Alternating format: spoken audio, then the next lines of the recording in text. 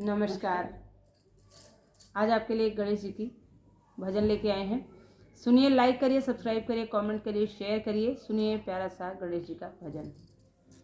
आसन सहित चले आना गजानन मेरे भवन में। आसन सहित चले आना गजानन मेरे भवन में। कान्हा को बुलाएंगे तो राधा रूठ जाएंगी। कान्हा को बुलाएंगे तो राधा रूठ जाएंगी। राधा सहित चले आना गजानन मेरे भवन में। राधा सहित चले आना गजानन मेरे भवन में। राम को बुलाएंगे तो सीता रूठ जाएंगी। राम को बुलाएंगे तो सीता रूठ जाएंगी। सीता सहित चले आना गजानन मेरे भवन में। सीता सहित चले आना गजानन मेरे भवन में। विष्णु को बुलाएंगे तो लक्ष्मी रूठ जाएंगी। विष्णु को बुलाएंगे तो लक्ष्मी रूठ जाएंगी। लक्ष्मी सहित